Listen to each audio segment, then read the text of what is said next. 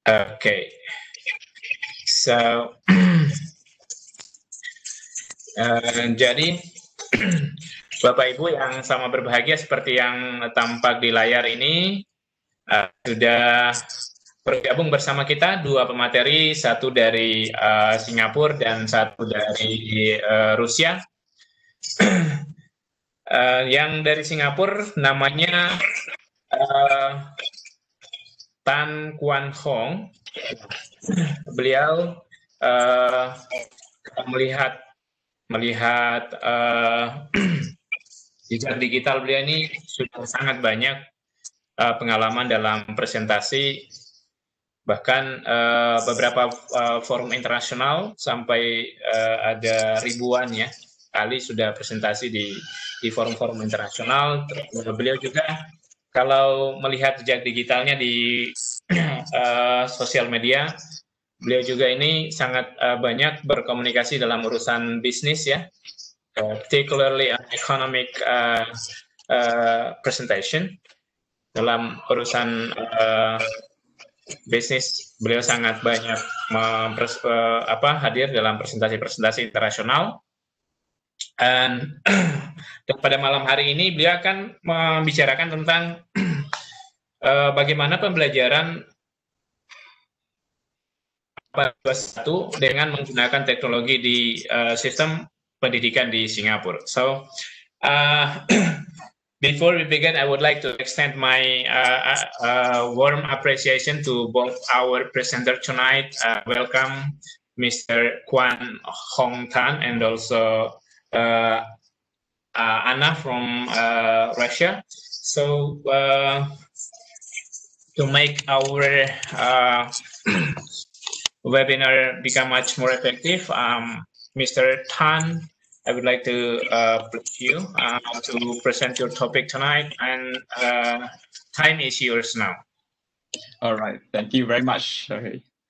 Okay, thank you very much, Mr. Baharudin. Thanks for the invitation to speak to you and your people. All right, and also very good to see all of you here today. Okay, and okay, so before I begin, I would like to ask Mr. Baharudin, how much time do I have left for today? I think you will be speaking about 25 minutes. Okay, sure. 25 minutes, I see. Okay, so I'm going to present to you a little bit about emerging technology, all right, especially how technology is used in the Singapore's education system. Okay, so actually I wanted to plan to share with you three parts. Okay, first of all, the Singapore context about why Singapore uses certain technology in certain way, and second, technology in the Singapore's classroom. And finally, the theoretical and practical underpinnings. All right. So, however, today, I shall go straight to number two. I think number two is something more relevant. All right. So I will share with you. Okay, this is a little bit about me. So currently, I'm an international speaker. I speak all over the world, and I also conduct lessons to different institutions globally, from universities to schools. Okay, so we can get connected on LinkedIn as well as Facebook, or you can drop me an email if you want. If you have any questions to ask, feel free to send me an email. Okay, so I'm going to just jump straight into the second part here. All right, so first of all, just a bit of a background about Singapore's education system. We have generally a three-tier education system. The first one is the primary school. Okay, the primary school system on your extreme left. All right, the school system. Primary school system is from age 7 to 12. All right, followed by secondary school, which is about age 13 to age 17, 16 or 17. And finally, after that, you will have your vocational institutions or your universities, which is your post-secondary school. All right. So let me go straight into number two, the technology in the classroom. Okay, this alone will take up about 20-25 minutes. So as you know, the classroom, right? Let's compare the past and the present, right? In the past, this is the education system that all of us went through, even including me. So I'm not that young anymore. So in the past, we used to have a teacher and a black whiteboard or blackboard, and the teacher will just teach us everything that we need to learn. Very one way. It's a very one-way conversation. All right, it's a monologue. Teacher teach us everything we need to learn, and then we just memorize. Right, and after that, at the end of the day, the teacher just teach the same thing to a class of 40 over students. Okay, and everybody listen.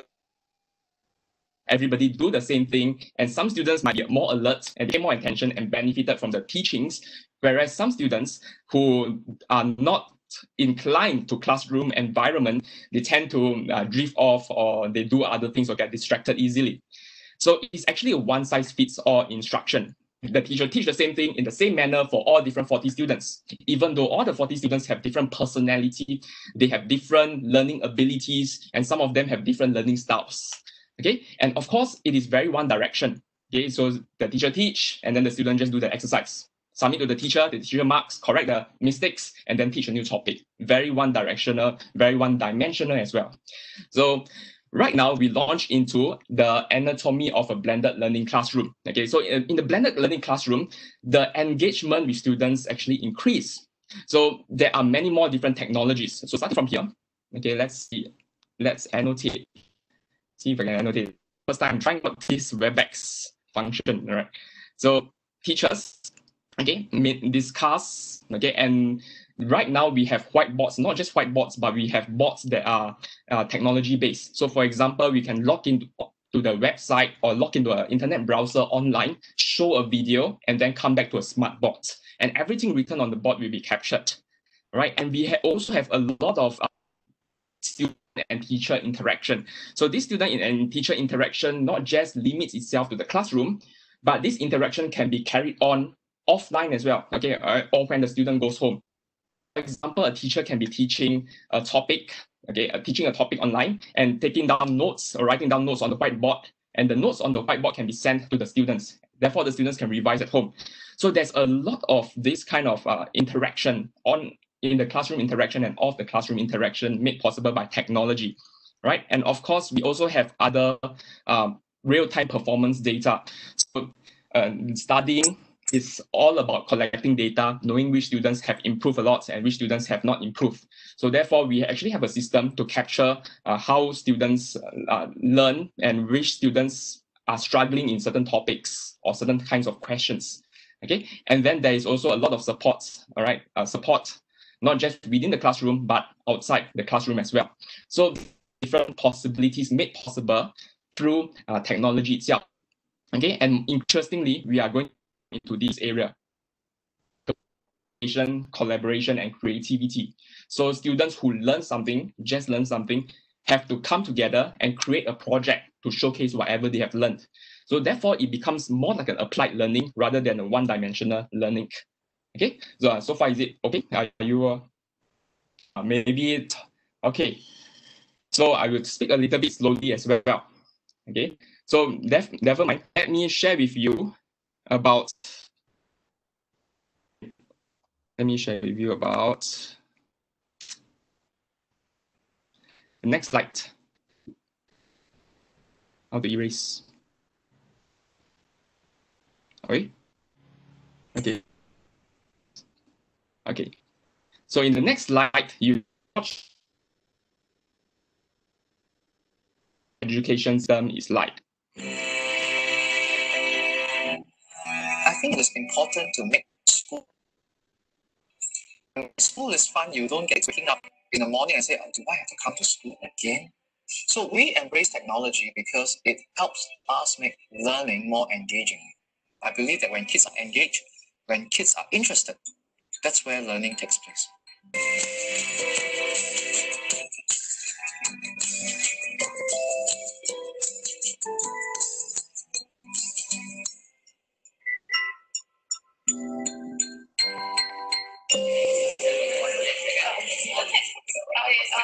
The kids are really from a very different world now. Technology, kids in the school.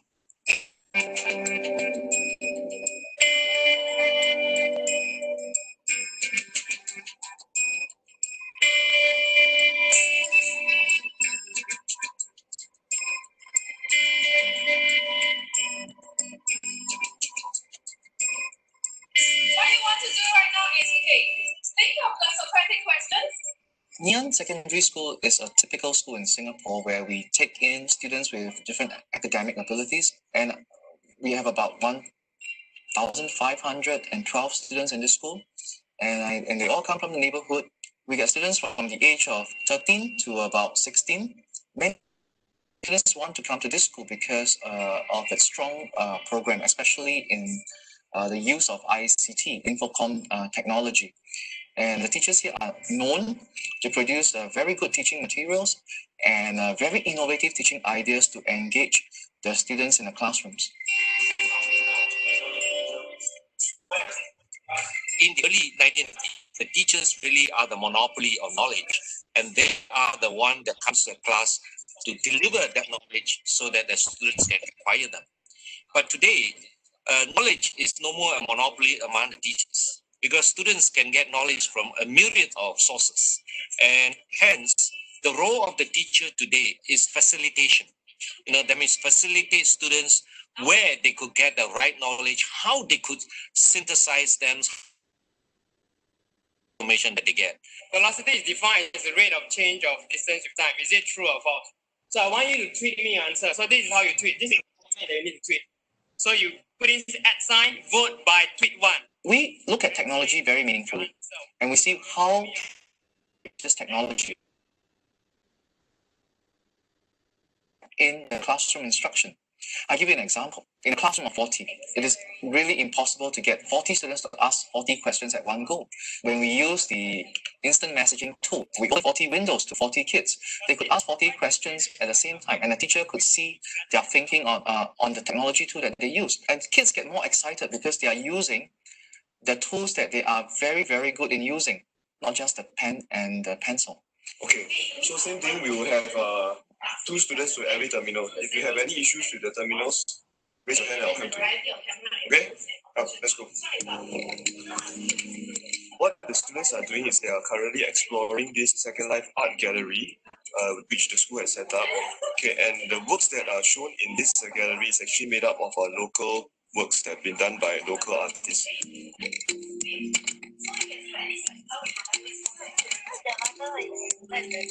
First of all, the online platform is very, very useful because it's something that really engages the students. They will be chatting with one another, the works using the elements of art, principles of design, as well as reading other students' comments as well. If they would like to, they can actually leave notes for other students.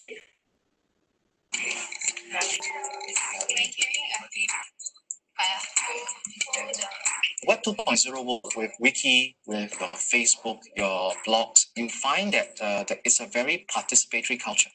It calls for a lot of collaboration. They no longer become just a consumer of knowledge. They actually produce knowledge. What are the important things that you have discovered so far? I find that students themselves are often on Facebook. So instead of looking at them and looking at Facebook as a distraction, I would rather use it to engage them. They even when they're stuck with certain question, they put up the question to the class, and you see responses, and they are learning from each other, which I think it's better because there's more motivation, intrinsic motivation for them to learn, rather than I tell you to do this and I tell you to do this. I would say that the teachers, myself, we scan the globe for best practices.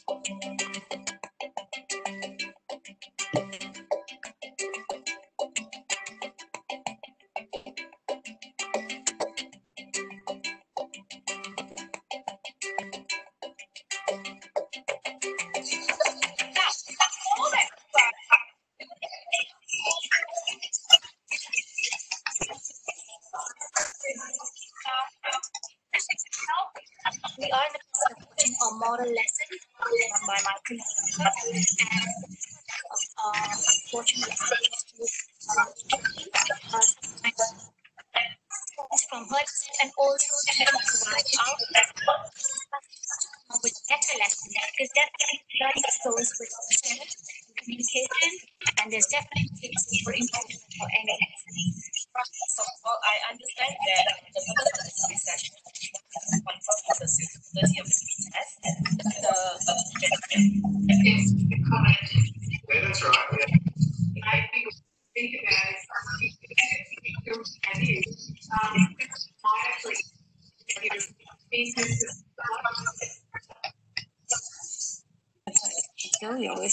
moving ahead, pushing boundaries, trying to discuss things in a way for people. So it's exciting because even if the technology sounds, technology is always challenging us, and we always have to find new ways to communicate.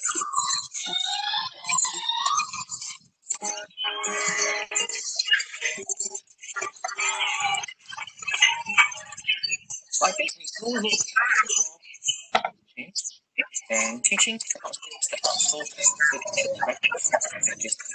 same way they will that they be very adaptive to their methods. They do that. No, engage the kids. I mean, engage where real learning takes place.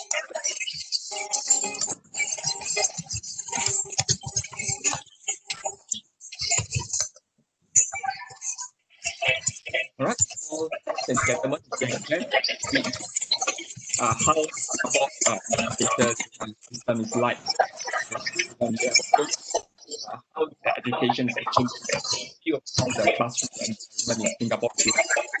So this is roughly what happens here. Okay? So teacher that they teach, right, has multiple methods to engage people, and among the methods, right, one of the methods that the students are using social media, Twitter, YouTube, and so on. So this is one of the philosophies that was being adopted. So then this is how every student is actively engaged in information technology. Student also has project to IT at a very stage. And of course, they have homework to produce projects in line with that. This technology that we use. Hello, excuse me, Mr. Tan. Can you just speak more slowly, please? The audio is not quite clear here because I think there is some clicking noise there. I don't know where is the noise coming from. Yeah. Oh, sure. Okay, how you do is try to speak slowly. Go back. So the first technology that we use is Chromebooks, and almost every student have access to Chromebooks or even iPad. And increasingly, the school is trying to have every student have their own personal device and bring their own personal device to school. So within the next few years, every student in Singapore will have their own iPad or device that they can. Okay. Next thing is, so the entire software is actually on the Singapore Student Learning Space. And Singapore Student Learning Space is an online portal whereby students can go in and retrieve educational materials based on the syllabus. That's all the students, all the materials are actually online. Teachers can assign homework through this learning space and mark homework through this learning space. To do projects within the space, and this learning space is managed by the Ministry of Education. Focus one-way learning about facts and that technology as an enabler to enable the creation of new knowledge, the creation of new knowledge, as well as collaboration, okay, between people. Right? So I thought there's something to send over there. The voice is not clear. All right, the disruption that didn't come from me. I try to speak louder.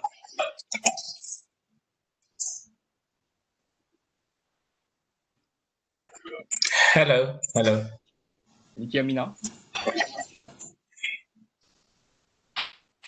Hello.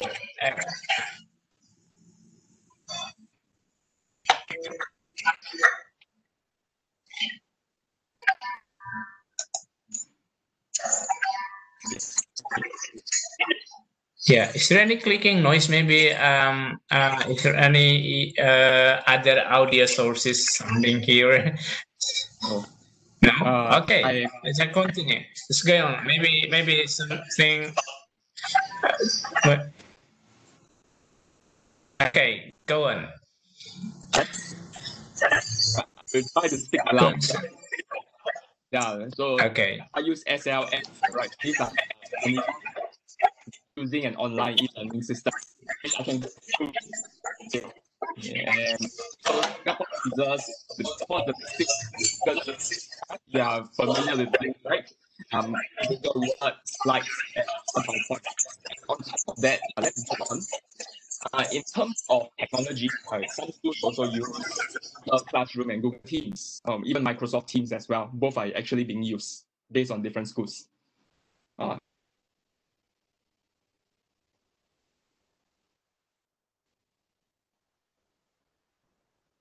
Hello? Hello, I can hear you clearly. Okay. Okay, so on top of this, we also use Twitter. Now, we use Twitter so that we can build conversations with students from different classes. So, for example, let's say there's a complex topic, for example, an international relations topic. All right. So, given these type of topics, there could be many discussions or many points of view. All right, and students can actually build a conversation and curate the conversation online through Twitter. Okay? And how do we track the conversations? We track it using hashtags. Okay, so we try to use technology to collaborate. So increasingly, you can see that technology is being used for collaboration, curation, and creation of knowledge. Yes. Okay, so we also use Microsoft Teams. Okay, we want to create a very collaborative learning environment. Okay, because of social learning pedagogy. And who knows what is this? Have you used this before? Anybody knows what is this? Kahoot, right? Yeah. Kahoot always works. So if Kahoot always works, it is a quiz platform for quizzes or games or competition to spur competition in between groups of students. All right, and of course we have this. Who knows what is this?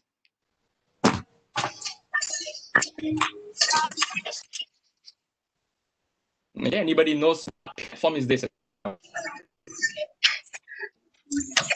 Yeah, Kahoot's a kind of game, and it's I think for most Indonesian teachers use the same thing when they are in classroom, and maybe for some when they are teaching from home too, they use Kahoot. Yeah. Correct. Okay. Very, very good. Oh, so everybody uses it's a very famous technology. Okay, and finally, this is Microsoft Flipgrid, also useful as a discussion sharing platform. Okay, which our next speaker is going to speak about. All right. So some of the basic technology that we have. All right, and I have come to the end of my part 2 of my discussion. In future, if there's a chance, I can share with you more in detail about how this works and how to tie in with pedagogic considerations. All right, thank you very much.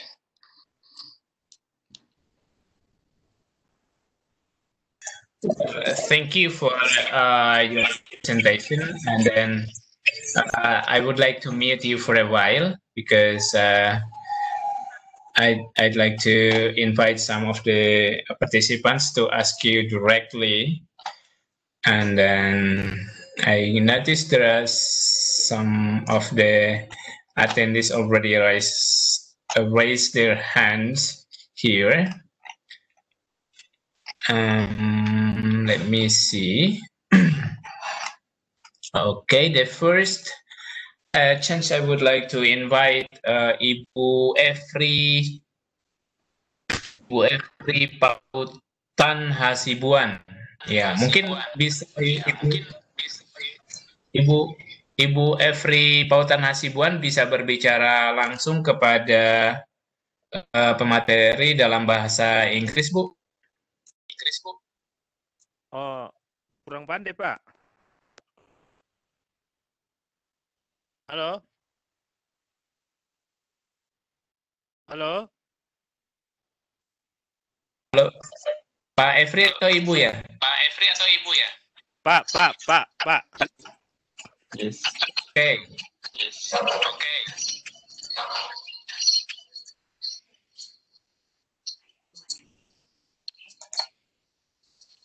Ya, share. Bisa dijelaskan kira-kira pertanyaannya Pak Efri apa? Okay. Iya.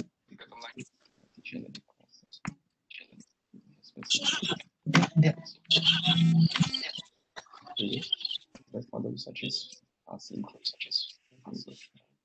That's more the teaching. All right. So I have received a question from the Hindi Africa.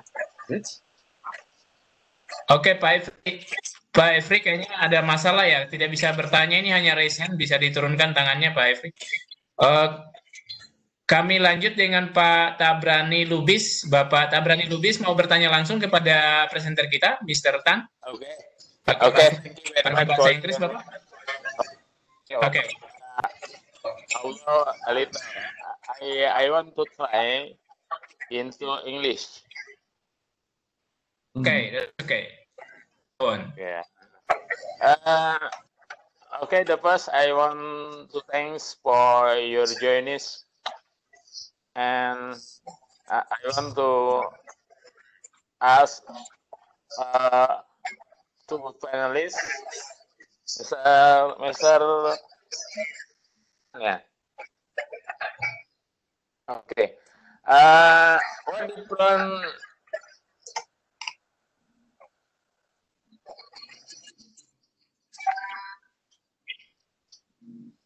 method system education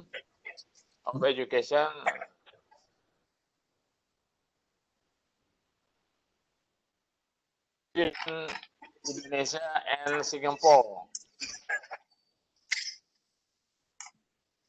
Agak kurang jelas poinnya Bapak, bisa bisa di bahasa Indonesia kan, nanti saya bantu bahasa Inggris kan Bapak. Kira-kira mau pas maksud pertanyaan Bapak itu apa, gimana Pak?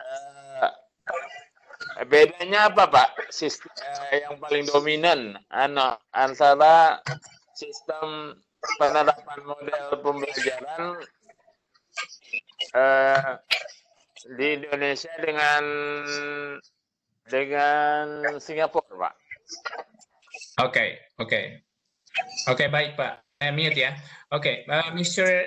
Tan is asking about the comparative model of teaching in Singapore, between Singapore and Indonesia. Do you maybe have a kind of comparison between the two models that is played in Indonesia and Singapore in most common? Thank you. Oh, all right. I think good question there. All right. So to be honest, I'm not an expert in Indonesia's education system. However, I know that Singapore's education system was actually evolved over many decades. It was evolved over many decades, and the key goal is to enhance the economy of Singapore. So the education system is designed for economic outcomes. At the end of the day, human resource is the only resource that Singapore has.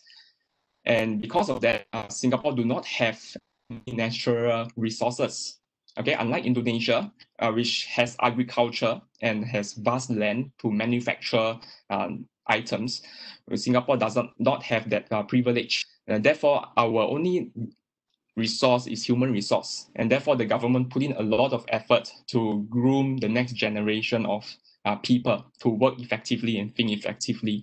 So the entire education model is built for economic via to make the economy good, all right, to make the economy strong. So there are a few things that we do. Okay, there are a few methods or pedagogic considerations of pedagogic underpinnings used by Singapore's education system. So for example, spiral learning curriculum, social learning methodologies, and so on. So these are the methods that our education system actually use, right?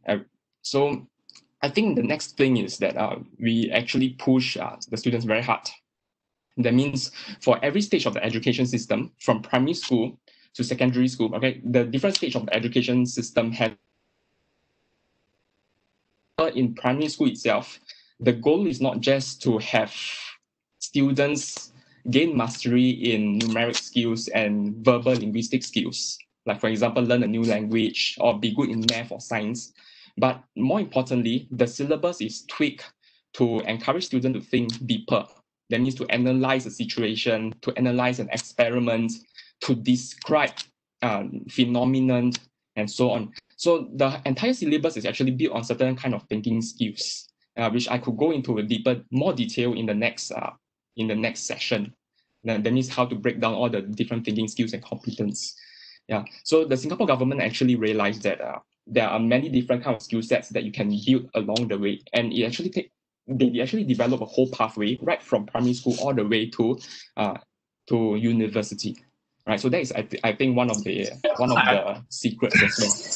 Okay, got it, Mr. Tan. Thank you. I think the most common difference between Indonesia and Singapore that's because Singapore is not rich in resources, particularly in agriculture. So in Singapore maybe the much more emphasize in economical growth. That's right. Is that right? Right. Jadi Bapak siapa tadi ya?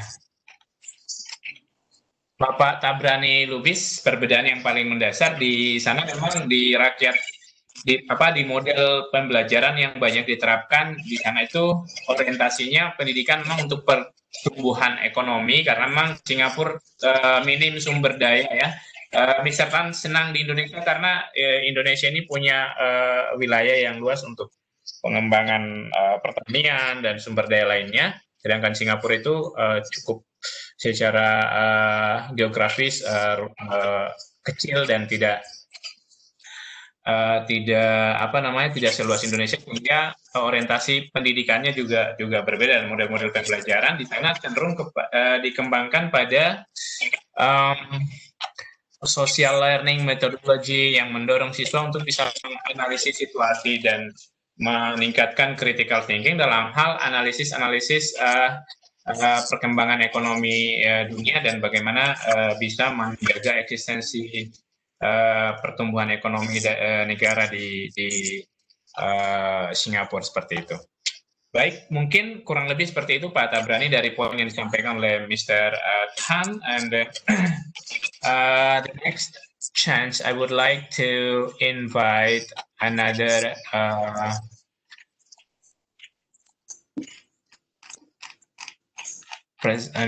participants. If free, let me check.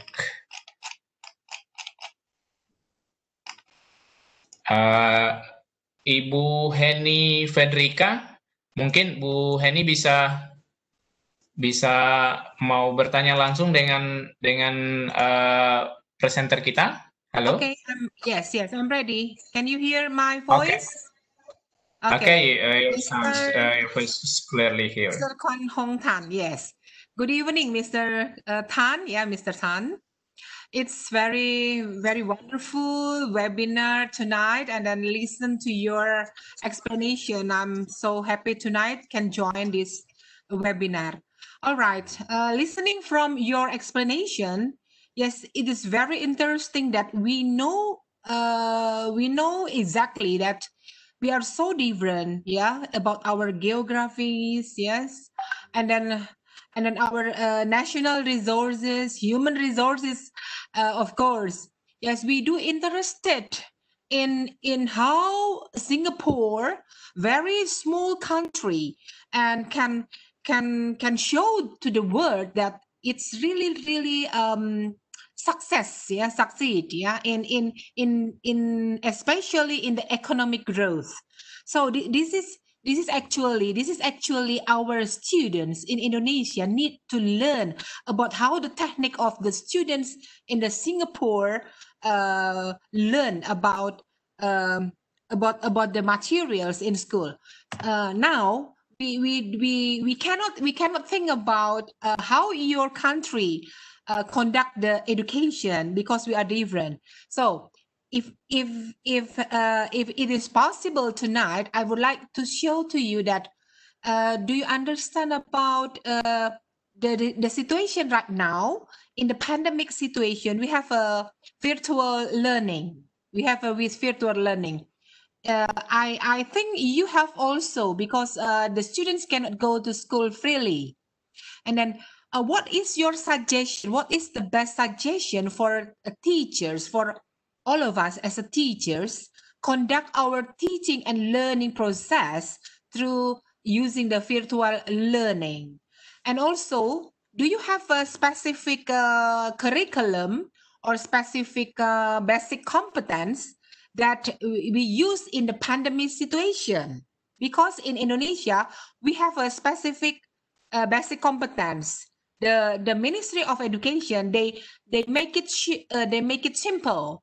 They avoid some unused, and then they choose the very important thing.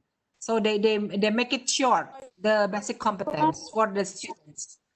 Okay, I just curious, in your explanation just now in the video, I can watch the one of the students project using the social media through Facebook, for example. How we optimize the using of social media in teaching and learning process for the students? Thank you. Yeah. Okay. Thank you, Mr. Tan. Go on, Mr. Tan. You can answer to her question. Thank you.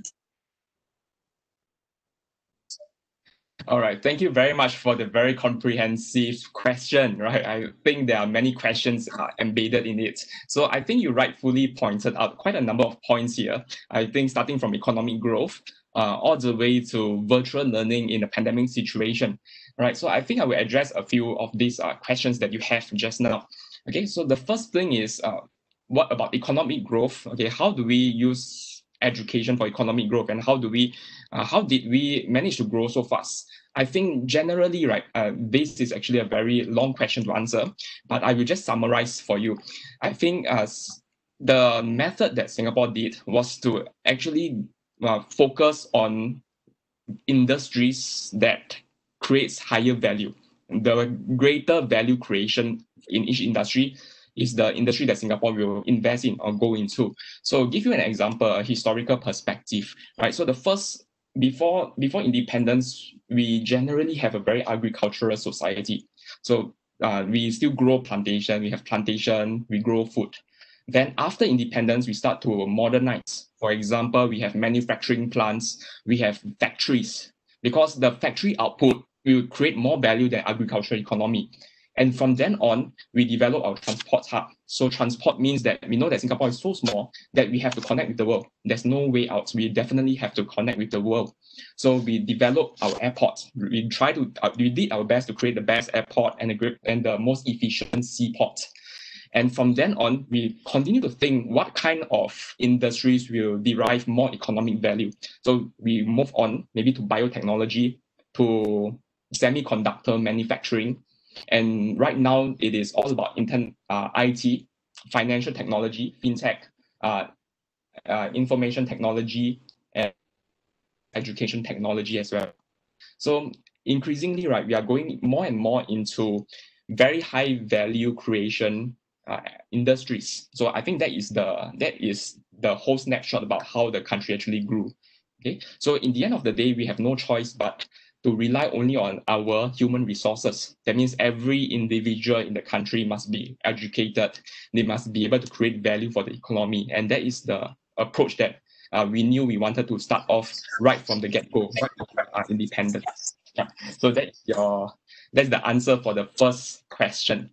Okay, so your second question is about the efficient use of technology, and also with regards to competence using virtual technology for learning in the pandemic situation. Is it? All right, am I right? Yes. So, so as mentioned previously, I think that's a very good question. Increasingly, right, whether the COVID situation is going to continue or not, one thing is for sure. Then the thing that we know for sure is that technology is going to replace traditional classroom learning, and that's going to be a new norm. No matter whether COVID is cured later on, whether we have vaccines or not, technology is here to stay. And the COVID situation merely accelerates the development and implementation of this technology. So just to share with you, with regards to competencies, right? In the COVID situation, now Singapore relied a lot on this, okay, called the Singapore Student Learning Space. Now, this Singapore Student Learning Space was the technology that was developed a long time ago, 10 years ago. The framework to create this technology was already in place many years before COVID. So basically, this is actually a web portal whereby every student in Singapore actually has access to. They can go to their school's website, type in their username and password, and enter the portal. And inside this portal, the teacher will be able to conduct live lessons, assign homework, and even curate videos. That means take some videos from YouTube or take some additional material from somewhere else and add on into the syllabus. So there are two parts here. The first part is our traditional syllabus. This is the syllabus that happens whether COVID is happening or not. And this is the traditional syllabus. That means all the knowledge that each student in each level has to learn. Okay, then the only challenge now is how to transfer this syllabus into the learning space. Okay, so how do we do it, right? So we use this as the platform, and then we also use things like Microsoft Teams or Google Hangouts, Google Meet to conduct lessons live. Initially, we used Zoom, but Zoom happened to have some security breaches. Then the schools decided to switch to Microsoft Teams. So along with this, right, this portal as well as video conferencing technology, we can actually conduct very basic level of curriculum of teaching. When students are stuck, we can still teach. Teachers can still teach and monitor students' performance. Right. So this is the basic framework. But I think increasingly, what you said is correct. Okay, how to use technology, how to use social media to complement whatever that we already have. And this is what we are trying to build as well. So currently, we are trying to use technology such as Twitter or Facebook that students are already using and use that to help in learning as well. So you see, the good thing about social media is that social media encourages collaboration. All right. So it depends on what the students are collaborating. Before social media is used for education, all these students here are collaborating with other students in their interest area. For example, some of them chase K-pop, so they interact with each other for K-pop. Some of them like to play computer games, so they interact with each other, or collaborate with each other on social media for computer games. So now the goal is to transform social media. Instead of investing on social media for computer games, how to use it for learning valuable stuff. All right, that means the same way of using, just change the medium. So this is one of the easy ways that you can implement and engage students at the same time. Okay, so Twitter is one of the methods. Facebook groups is a very, very simple method, but there are actually more. Okay, and I think this technology will continue to progress over the long run. So I think overall, right, how do we have a competence? I think yes, and the competence is largely based on this and based on a certain kind of framework. Okay, and after the COVID situation, we are likely to still continue with this home-based learning. That means maybe every quarter or every once a month, there will be a home-based learning day, even if COVID were to be cured, okay, or were to be cured in the future. We still have that. Likely that will be the case. So I think going forward, right, it is time to train our students to not just rely on classroom-based learning, but to train them as independent directed learners, self-directed learners that can rely on a range of technology for their own learning, collaboration, and knowledge creation. So I think that is the overall goal. And that has to happen beyond the syllabus itself. Yeah, I hope that answers the question. All right, it's very interesting. Yeah. Thank you, Mr. Khan. It is now a time for. It's now about 9:03 p.m. in my time. So I believe that there's still many questions in the chat room tonight. I think I would like to ask you if you can answer some questions in the chat room please help my participants tonight to give any answers if you don't mind, Mr. Tan. Sure. Okay, I will try to answer. Okay. Well, it is a time for Anna to deliver the second speech. Thank you for your great presentation, Mr. Tan. That's pretty much very inspiring, and I do believe that Singapore is a great country, particularly in education. And there, I believe you know.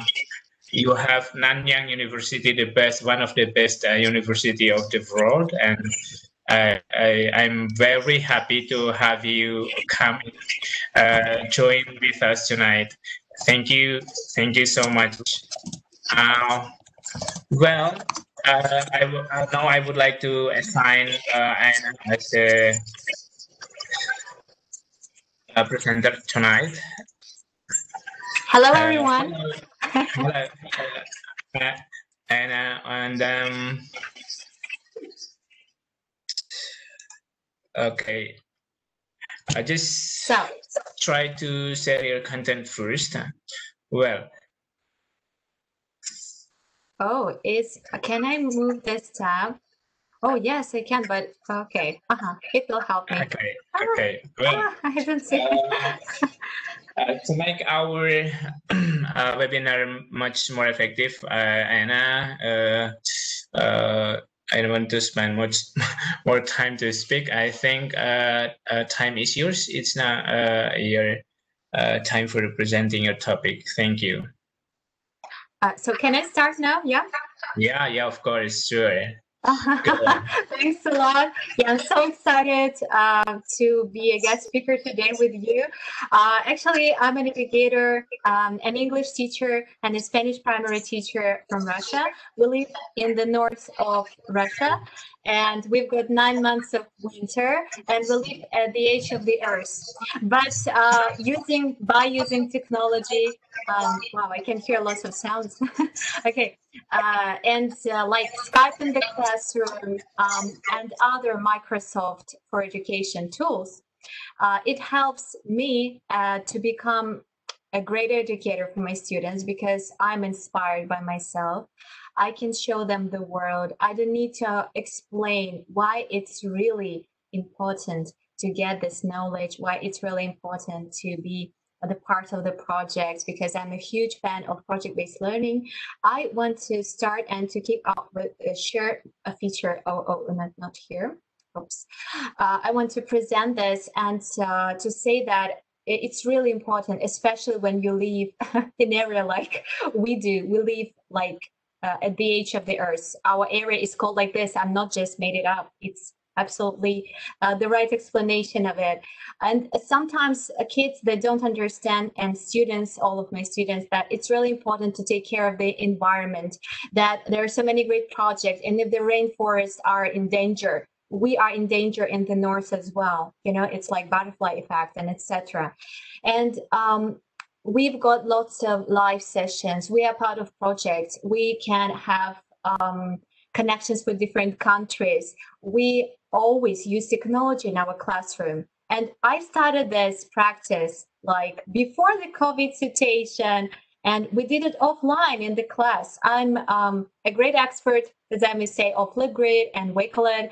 And these platforms help me a lot. Now I don't feel like I can't provide appropriate knowledge, and we are out of the system with my students by using this technology. Of course, all the cloud services are great, like from Google. I'm Google certified as well, so you know that there's so many amazing forms, slides, and all the things. And from Microsoft as well, like PowerPoint and other services. There are so many, and they're all really helpful. Actually, today I'm talking about Flipgrid. Flipgrid was not the part of Microsoft before, but lately, I think from 2018, it became a part of Microsoft, and they changed a little bit their interface this year. It has happened on the 5th of August. We celebrated this event on YouTube Live, and it was really amazing. I had the access to Flipgrid Shorts camera, because this is, thanks. What about the first speaker? Oh, I didn't get this. Sorry, let's check the connection. Do you hear me well? Yeah, your audio very clear here. Thanks. Yeah, it's like real silent situation, and I thought maybe something happened. Yeah, we are getting started with Flipgrid. You can give me a follow on Twitter. This is my handle, and I would absolutely love this. You can click on these icons. You can find me on social medias, like I run my YouTube blog on Flipgrid, on Facebook, on Twitter, and etc. I'm a huge fan of storytelling, so if you click on this book, you can listen to some stories. I like reading them in Spanish and English as well. And also, I would like to mention that particular in every slide of this presentation, you can see the QR code. You can scan it and you can get right on the place where you can start your registration on Flipgrid. So please don't hesitate, take your cell phone and just scan, use your QR scanner, and you will register on this platform. Maybe you will ask me more questions about this. Okay, the next slide is some more information about me. I'm Microsoft expert, trainer. Also, I'm a community leader in Wakelet and Flipgrid certified. You can get the certification as well. I will show you in which area you can get this.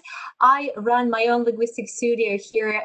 It's called English Club Community. So everything is clickable. So if you click on these icons, you can get on the social media or on these platforms if you would like.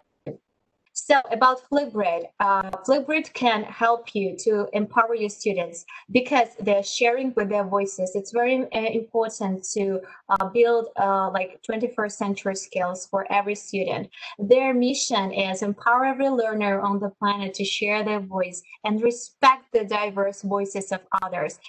Accessibility, simplicity, and inclusion. Yeah, this is the main like way and the main aim for Microsoft Edu tools and platforms. So all you need to do is to register in Flipgrid. So if you have used the QR code, it will ask you to use Microsoft or Google account. So you've got two options there. And you can register right now, and then you will get onto this discussion area where you can create your topic. So topic is a discussion prompt for your students where they will share with the video responses. Yeah, this is a video platform where students are sharing with their voices by recording the video. First, I said, why should my students use the video to record their voices? But then I started to think at it on another level, because that's how my student became less shy, I may say, because I strongly believe that project-based learning is one of the most important things that we need to improve in our teaching area for our students.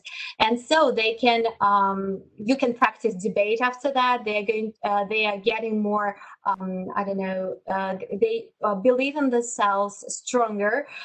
They feel their power. They can express their ideas and etc. Yeah, it's pretty. Even me, when a Flipgrid team, they ask, please, teachers, share with your very first videos which you have recorded on the platform.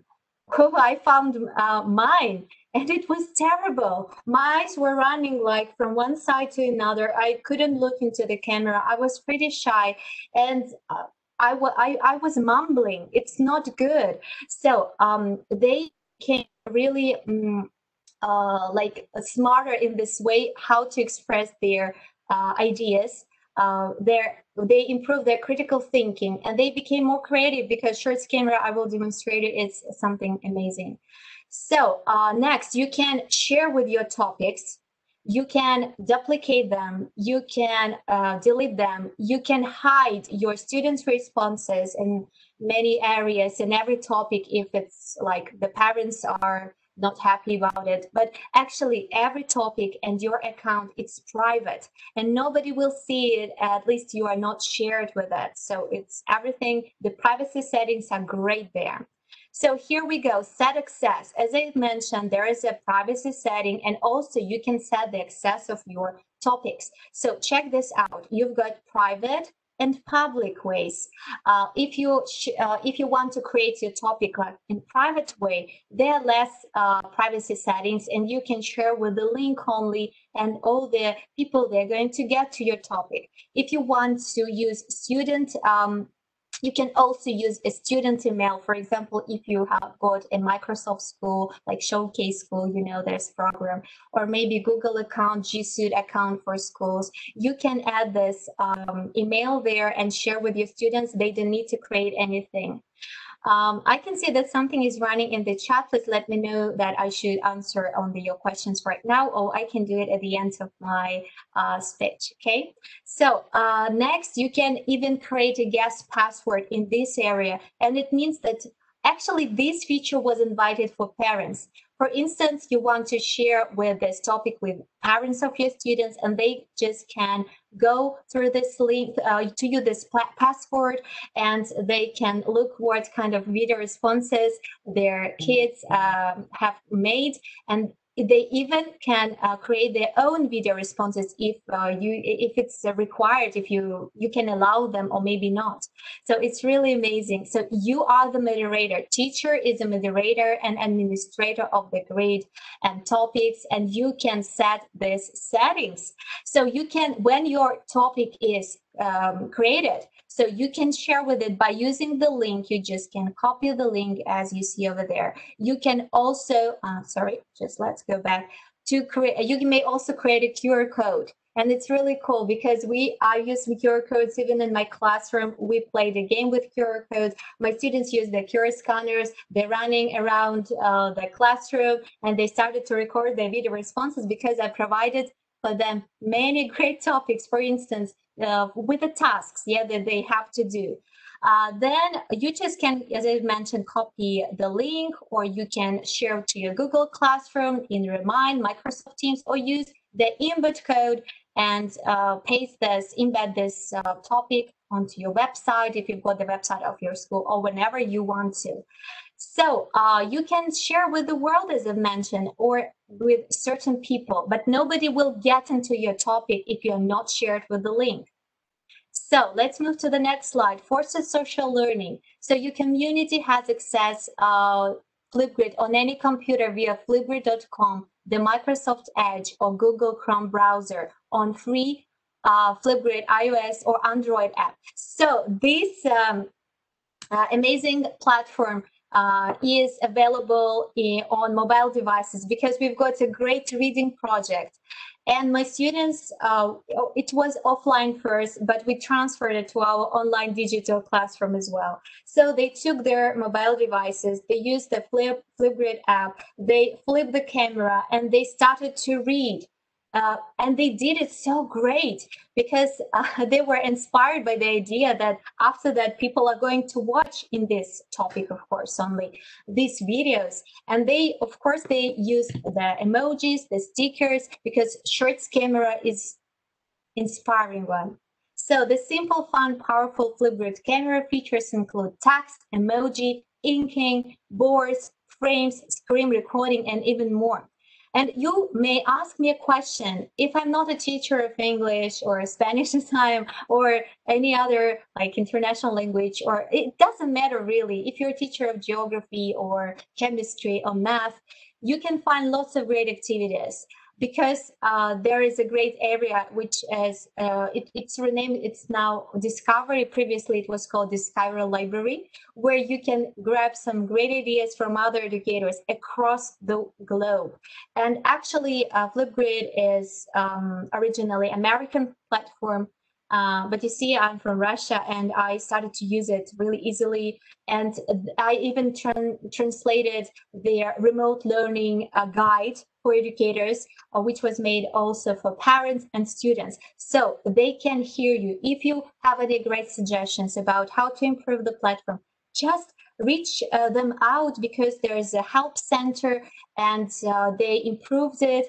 So in this slide, you may see that there are pre-K, high school, university for families plus staff LC organization. You can have lots of great PLN projects by using Flipgrid. You can work on the same topic, in the same topic with your colleague For example, your teacher, you can invite the librarian from your school as well, and etc. You see, there's so many great ideas, and all of this is available on Flipgrid website, of course.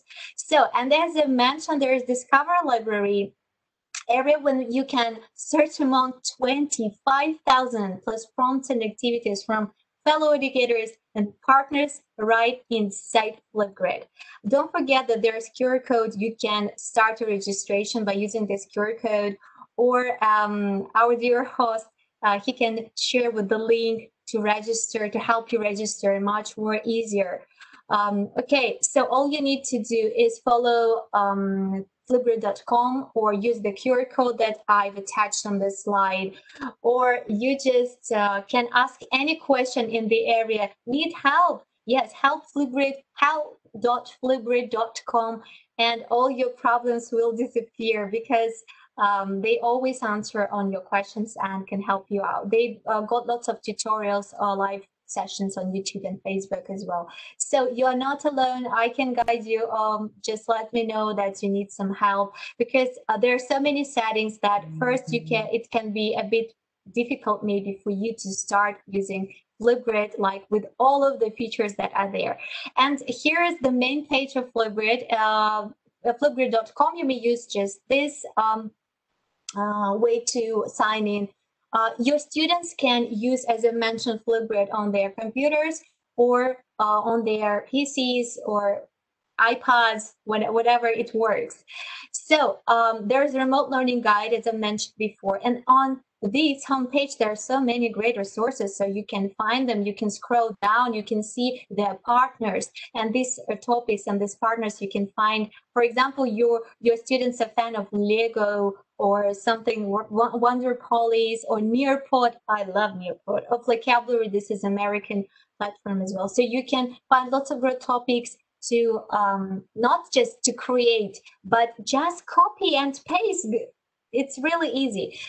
So when you create a topic, there could be join code for your students, so they can use their join code here. They don't need to register. But if you use to less private setting, like public one, they may need as well Microsoft or Google account, but you can share with your school's Microsoft or Google account. It will be much more easier. Or you can create student IDs for every student, so they can use this special noun or code that you created for them to enter for every topic. So you decide about the settings. I'm not going to stop on it for a long time, because that's yeah, we need much more time to cover this.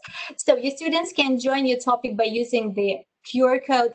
If you shared with QR code, as I've described before, I even use it offline, but you can use it online in your presentation on the slide. Hey kids, just take your mobile devices, use your QR scanner on Flipgrid. There is a QR scanner on the app. If you use your mobiles, mobile devices, you can try this feature as well. So you share with this QR code, they scan it in Flipgrid app, and then, oops, they're just in your topic. And here we go. You can sign up. It's absolutely for free. Yeah, it doesn't cost anything, just your time. Yeah, and I hope you are going to be inspired by using Flipgrid. This is a social emotional platform that will help to you and your students to improve your social learning. So sign up here, educators sign up there. You see there's so many the same function with the same function tabs. So educator login. If you have already created your account, you just click here, because I've created mine, and we are going to appear on this area, and just want to start with the all features, the main features that are on Flipgrid. This is the very first place where you're going to appear after registration, discussion area. And you see that you can create your group or topics. Previously, before the 5th of August 2020, we are educators, we could only create groups, and they were named grids. You see, now they're renamed, and now they're groups. And all the teachers from around the world who I taught, who had this kind of experience of the very first meeting with Flipgrid, they ask the same question, Anna or other educators, what is grid? So they decided to rename this in groups. And previously you couldn't create just a simple self-standing topic. You could create first only grid or group, and after that create topics in this. Just imagine the group as a book, and topics are the pages or chapters that, if you want to name them, call them like this. So here we go. You can create a group. So group is bigger. It's something like grid, yeah. And in this group, you can create many topics. For example, you want to create a group of your class, or a group of grammar topics where your students will practice some grammar skills with certain grammar tenses or whatever you are teaching, yeah. So, and here we go. But if you want to create topic, it's just a simple topic, but you are not sure in which group you want to add it. So that's why many educators around the globe, they said to Flipgrid team, hey, we just need to create one topic. And sometimes we don't want to create the whole grid in our account. And that's why this feature appeared over there. So when you create topic, you just need to click add a topic button. If you want to create a group, just create a group button, and it's pretty easy. Let's try and have a look what is required. You need to name, give a title for your topic. It's required. Some features are optional, but this is required. It's something that must be done. So, for example, the name of your topic could be about me. Yeah, please share about me. Here you just write briefly about me. In this prompt area, you, for example, write something, introduce yourself. Next, tell us about how old you are, what is your favorite color, and etc. Some prompts for your students so they can really easily start using Flipgrid, because first they don't know what I should talk about, what should I talk about, what is it all about. So these prompts, they will help them. There's a certain numbers of signs that you can use, 1000. It's not like a little number, but I think you can absolutely describe everything in details with this kind of number of signs. Here, recording time, yeah, now it's 10 minutes. Previously, it was only 5. And the least number of time that you can use is 15 seconds. And the maximum is 10 minutes. So you set the time for each of your topic. And it depends on which kind of activity you want to share with your students in this topic. For example, we have got state exams in Russia, Russian state exams. And in English, our students should give a talk for 1 minute and 30 minutes. Oh, sorry, 30 seconds, 1 minute and 30 seconds. No more, no less. And this is like a standard if they want to grab good points, and they should also cover all the details that are asked and required in this task, of course. So, and that's why I use 1 minute and 30 seconds more often. But also we've got reading project where my students should read as more pages, the better. So I use 10 minutes for this certain project, for example. Or if my students are part of a project, we had an amazing project with Australia, with Japan, where students got the it was like box exchange program. And so my students, they asked, oh, what's this? And what's that? Because we exchanged with this parcels, and we had many questions because we don't have this in our countries. So it's so exciting. And I prefer like 3 minutes time for this certain topic. So let's go. You can use captions, and we are talking about inclusive way of learning because it's very important. So you can set, you see there are so many languages, and you can even ask if you don't see this your native language over there. You can reach the team of Flipgrid. You can say, hey, we want to translate your guide for teachers if you are so enthusiastic and you want to share with the world. I've translated the guide for Wakelet, for example, in Russian. There's a guidebook, ebook for teachers, and I think it's really amazing idea.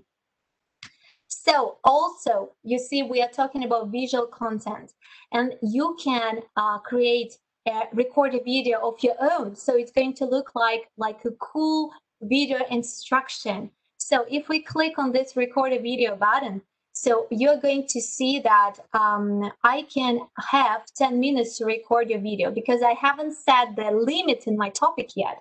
So, or maybe set, I don't quite remember here. So we just click this red button over there and our recording is on.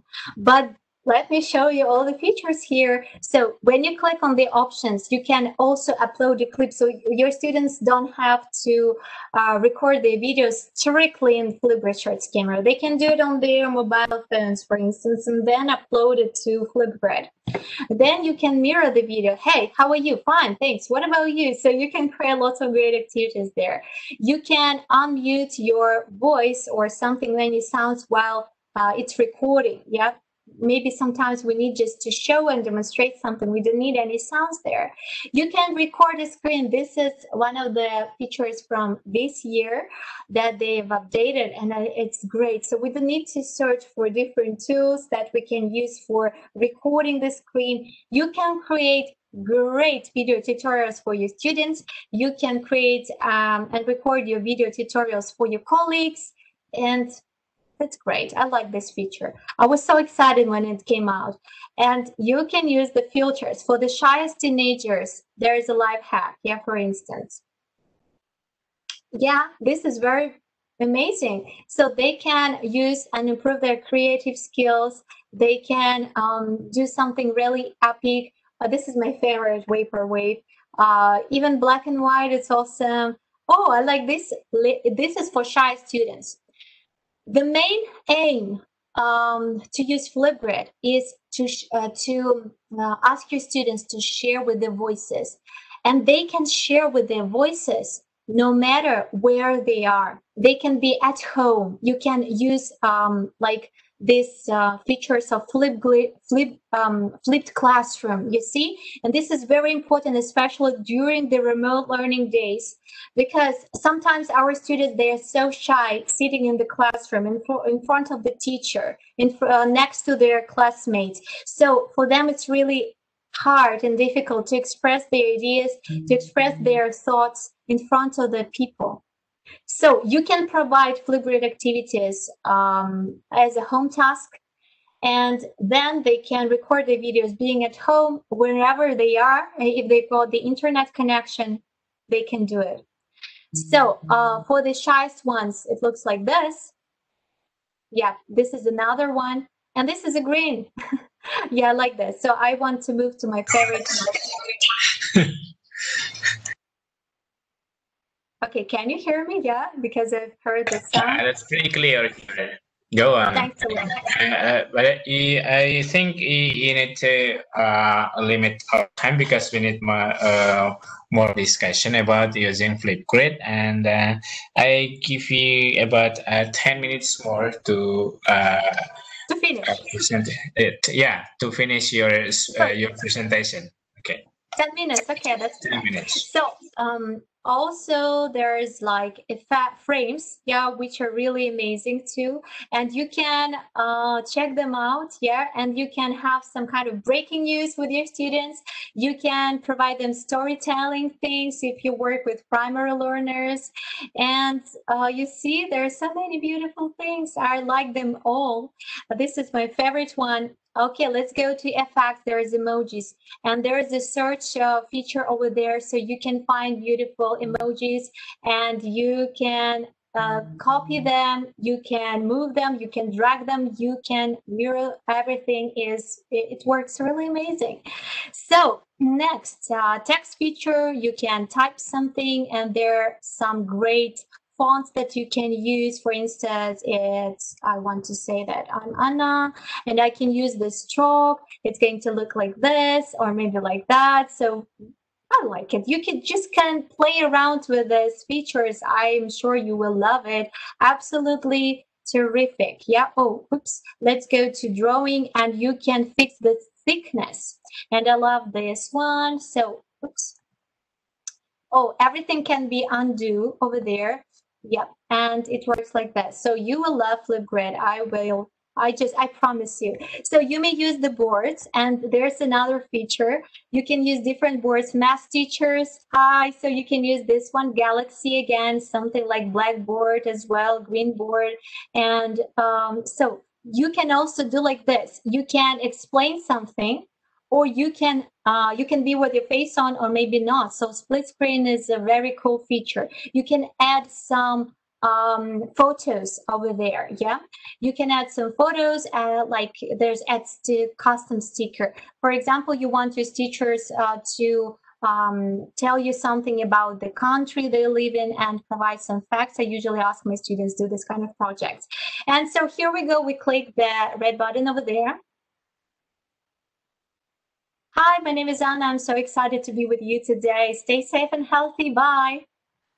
So you stop, and you see the limit is 10 minutes over there. There's countdown, so you can make more videos, and stop feature is amazing. For example, you need to breathe in and out and move forward. So you click the next button over there. So we can grab the selfie. You can use the same features with emojis and stickers. Yep, and we click, you see all the features are here. You can click the next button, uploading your video. It's success. Yeah, there, congratulations. And in this area, you can say to your students, please share with your with the most fun facts about you, and etc. So it's like video extractions. Let's delete the media. And so you can also upload a video. You can add a video from YouTube. You can upload an image from your device. You can add Giphy. You see so many things you can do, even from Bunsy. I love this platform these days. Adobe Spark and Neoport, Wakelet. I love them. So these are the access control that you can try, and everything will be like more clearer in practice. So practice makes perfect. I just want to demonstrate how it looks like. We had this project with Japan over there, and if we click over there in introductions, I guess, this is the view of the teacher. But if we click here on the code, yeah, for each topic you've got your Unicode, you can see how your students will see this topic, and it looks like this. Can you see it? Oh, I love it. This is so emotional. This is so amazing. To each of the video, you can add comments now. You see there is captions, there are comments. You can click, there were likes. I don't see it now. Okay, and you can record a video response to this video. This is absolutely amazing. You see, record a response. And I'm so inspired about Flipgrid. Okay, let's move forward. In there, we can see discovery area where you can see and you can grab some great ideas. If you are not sure which topic you want to create at very first time, you just can follow to these partners videos, templates, or you can like use the topic just for me, book talk, or trending topics. They are all over there, and they're inspiring creators. Oh, it's me over there. You see, I love Flipgrid. And I've shared with so many topics with teachers. You share with the template without student responses. So no panic. Some teachers, they think that they share with the topic with their students' responses. No, it doesn't work like this. Also, there's activity area where you can see your activity. Yeah, you can get some badges. I'm certified with all the levels, so you can try this. This is a code. If you provide trainings to other educators, you can use this code and also build this community badges things. Yeah, if you want to. This is the number of videos that I've got in my grid and other pages. So here we go. Recent activities. So the same. When we go to Mixtape, you can create a beautiful digital portfolios, as I may call them, of your students, for example, where they're sharing with the beautiful voices, and you can collect them. And then after, at the end of the study year, you can share with the only QR code for this collection. You see there is a share feature, and share it with your parents, with parents of your students, or in Google Classroom, or just share with the link and share with parents to say, hey, look what your like child has said here in this collection of his beautiful collection of where he shared with his voice or she has shared.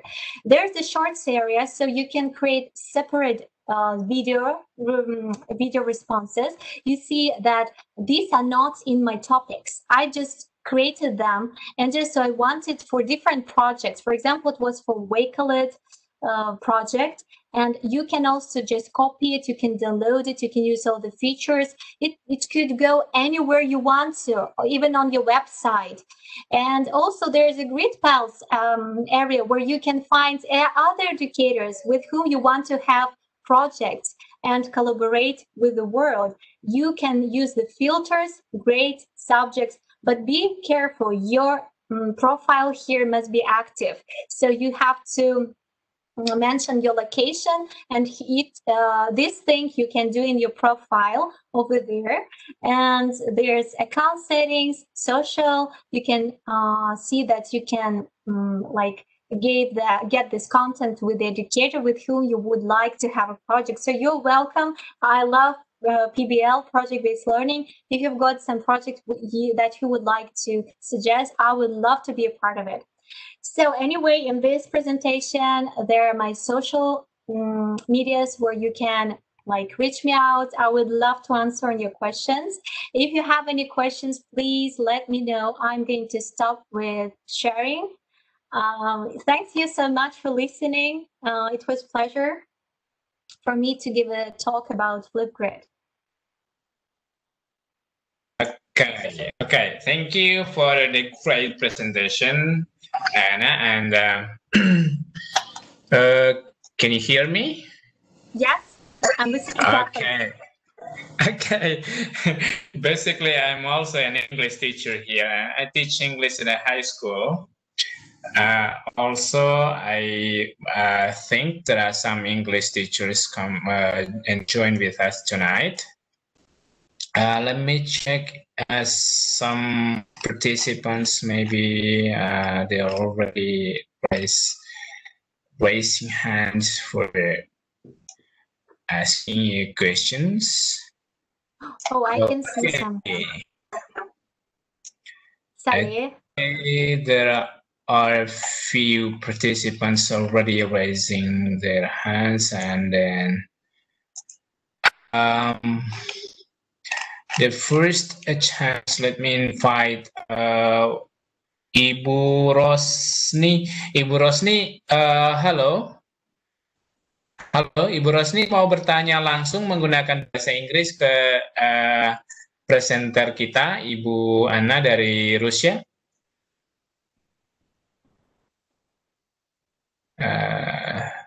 Halo, Ibu Rosni. Oke, Ibu Rosni tidak menyahuti kami. Berikut Ibu Siti Fatimah, apakah ingin bertanya langsung kepada Ibu pemateri kita? Iya, menggunakan bahasa Inggris ya, Bu ya? Oke. Oke. Yeah, hi. Hi. Good evening, Anna. Hi. Yeah, it's an interesting topic today, enlightenment. Thank you. So I have been practicing Flipgrid simply, but not as complete as you. Thank you. I told you I'm a huge fan.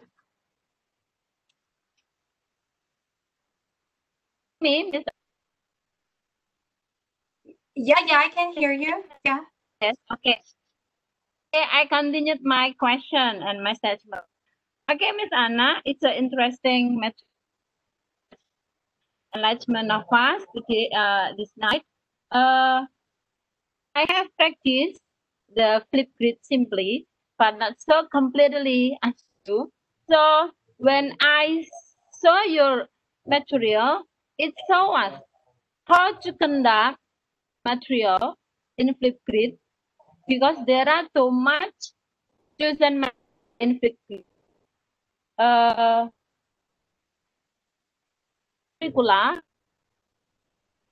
and Indonesia is very different. So when the English material here emphasizes for competence like writing, reading, listening, and speaking, which topic best we choose in flip grip to my students? Is it clear? Yeah. You mean you want to Thank improve you. all of the yeah, you mean you want to improve, you're talking about the improvement of all of the skills of your students, like writing, Yeah. listening, how to, actually, you know, what was the first thing we've done? I've created some blog posts for my students on social medias where we are active with them.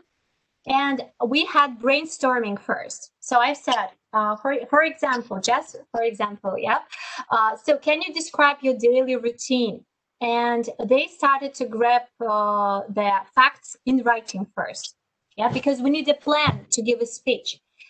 We had this practice. After that, they were rehearsing out loud. So I was listening to them carefully. They were listening for like themselves.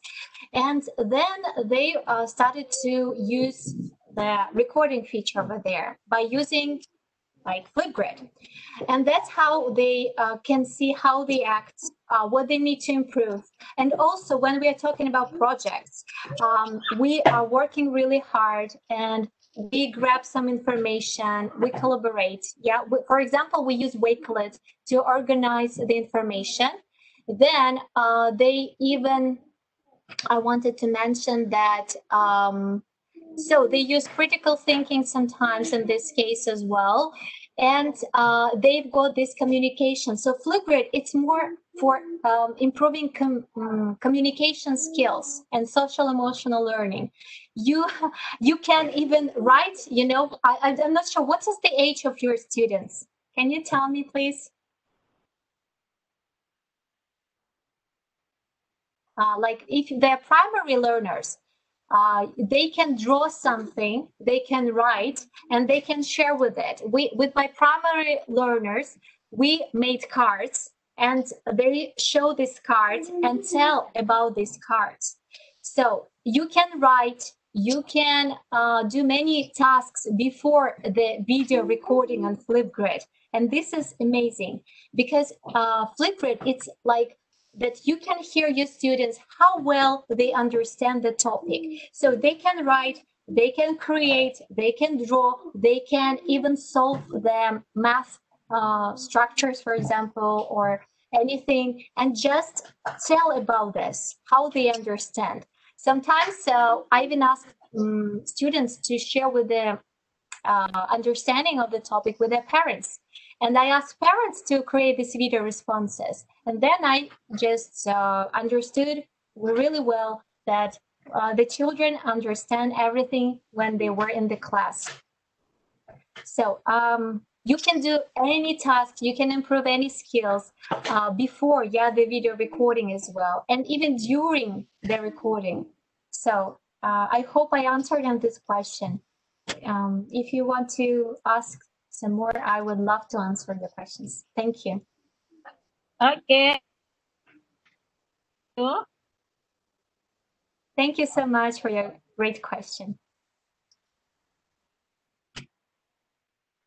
Oke, dari penanya Bu Siti Fatima, selanjutnya kami coba kontak kembali Pak Hendra Gunawan. Halo.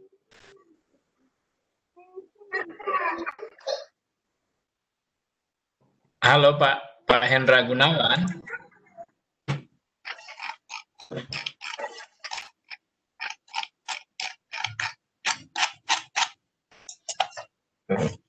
Oke, Pak Hendra.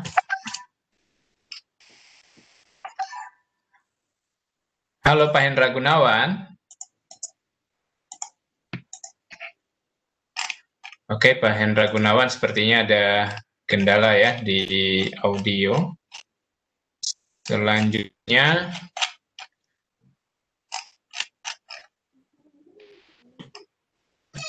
Selanjutnya Pak Laresi lagi resen. Silakan Pak Laresi, halo. Mau bertanya langsung kepada halo. materi kita? Ya, halo. Mau bertanya langsung Pak Laresi? Oh ya, boleh silakan. Silakan. Jika tanya ada dua hal. Yang pertama Ibu Ana. Yang pertama adalah bagaimana sistem pembelajaran di sana, apakah untuk pendidikan dasar dengan menengah itu diajarkan banyak mata pelajaran atau sudah lebih spesifik di tingkat dasar dan tingkat menengah. Kemudian yang kedua, bagaimana pembelajaran di sana dalam masa pandemi ini, apakah sama saja dengan sebelum pandemi dengan semasa pandemi ini, apa maksudnya partisipasi siswa di dalam pembelajaran. Itu saja mungkin yang saya perlu tanyakan. Oke. Yang dimaksud spesifik ini yang menengah itu sudah penjurusan dari SD atau bagaimana itu? Iya. Apakah dari SD sudah penjurusan atau secara umum seperti kita di Indonesia? Oke. Terima kasih Pak Laresi. Saya lanjutkan pertanyaannya.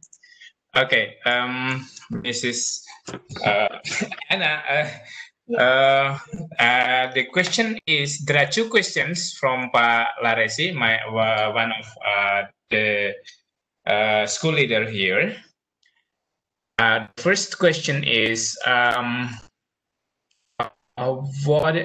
about the system, the learning system, basically maybe about the curriculum there in Russia?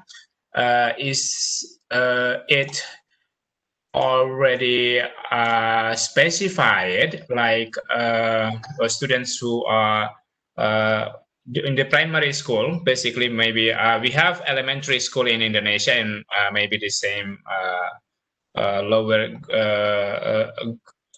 level students there, or maybe primary students in Russia. Is there any specific program for the primary students, like if they are like programming in the very beginning, then they have to go to programming school, and then if they like math for the beginner and they go to math like that, or if they like sciences and they go to science? Compared to Indonesian, here we have different system. For the beginners students, they go to the very general subject. And then what is your country have in the system of education?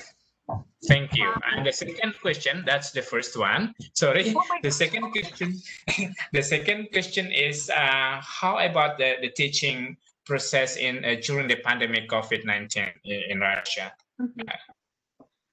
Well, yeah, thank you so much. Great questions. Actually, talking about the specification, of education. Actually, in Russia, in primary schools, Russia is really big. So I may say, from my side here, it depends. There are different private schools, and local schools, government, and I may say that we don't have this specification in primary schools.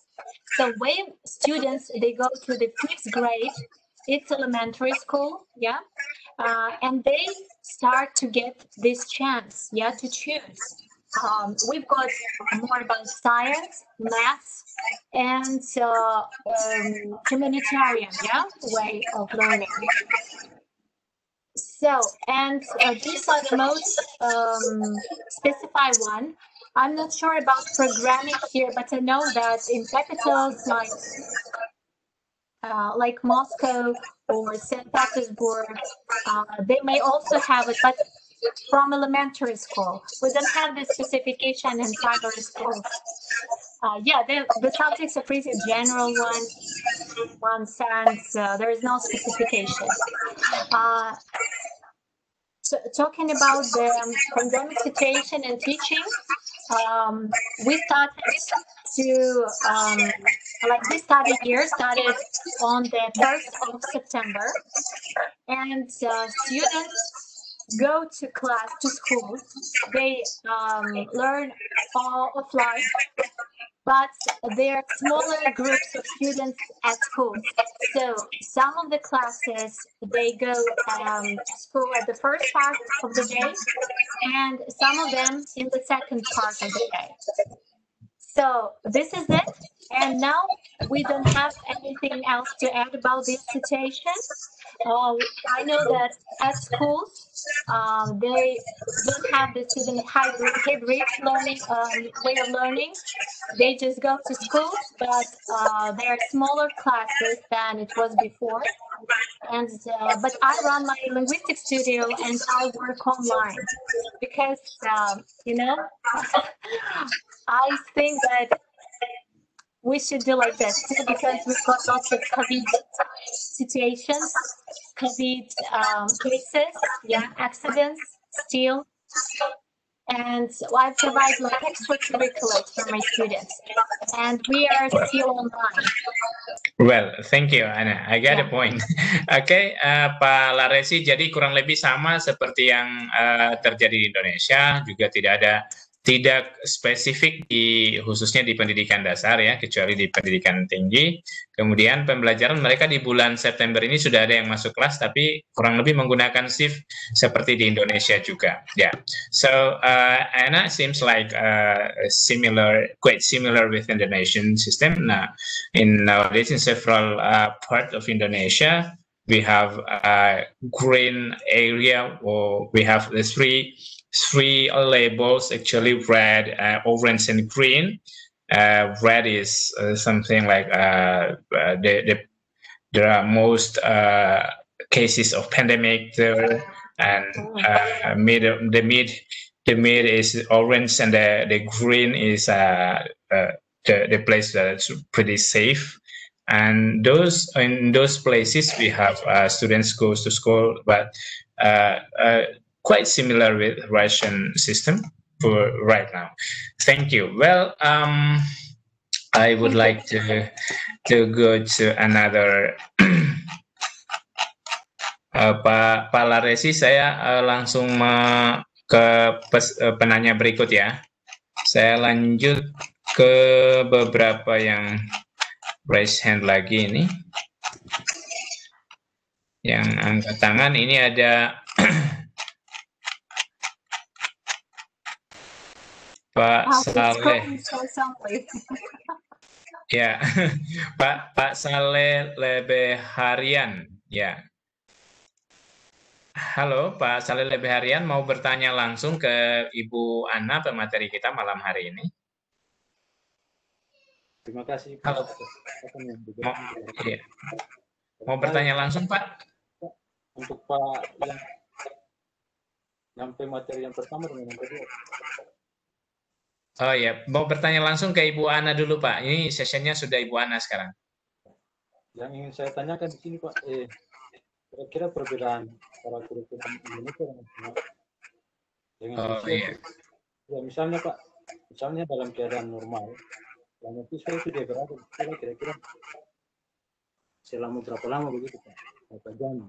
Oh ya, oke. Itu saja, Pak. Iya, Pak. Okay. Continuing the last question before, that is, for how long do the students stay at school for a session? Let's say you tell us that the students come first and the second session they come in the latest time. So for how long they go to school for each session in Russia? Okay, so most of them, they've got like 6 lessons for 40 minutes. So let me so it's like from the so they come to school at 8 a.m. for example, yeah, and they finish their school at about 2 p.m. This is the first session. And so it all depends on how many lessons they've got and on which like school they go to, like is it elementary or primary? In primary school they've got less number of lessons, and so this is approximate number. Well, so it depends on the number of the lessons they have. Okay. Yeah, but approximately number of 6 for 40 minutes each of them. Ya. Jadi Pak Saleh ini kalau di sana itu biasanya katanya ya tergantung dari jumlah mata pelajaran, tapi perkiraan dia itu sekitar jam 2 siang itu udah pada pulang untuk session pertama dan dilanjutkan dengan session kedua. Seperti itu Pak Saleh ya. Barangkali Bapak Ibu semua kita fokus di topik Bu Ana malam hari ini tuh tentang Flipgrid ya. So we are going to focus again into the topic of using Flipgrid in teaching. Jadi kita akan berbicara kembali tentang bagaimana penggunaan Flipgrid ini dalam pembelajaran Bapak Ibu. Nah, fokus tolong pertanyaannya ke arah sana ya, ke topik yang dipresentasi oleh Ibu Ana. Oke, ada beberapa yang angkat tangan kami lihat di layar ini. Ada Pak Lukman Lihawa. Pak Lukman Lihawa mau bertanya langsung kepada Bu Ana menggunakan bahasa Inggris, silakan Bapak.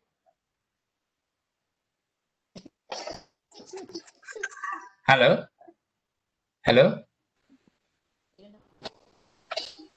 Ya, Pak Lukman mau bertanya langsung, Pak. Gimana, Pak? Oke, kami sambung kembali ke Ibu Diana Handayani. Bu Diana mau bertanya langsung kepada Pak Ana. Halo, Bu Diana.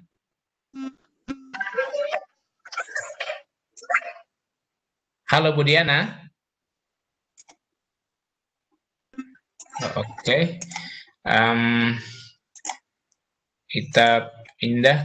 Mohon raise hand-nya diturun, tanda raise hand-nya diklik kembali, Ibu, agar tidak dapat kami lihat ada notifikasi di sini bahwa Ibu sedang bertanya. Oke,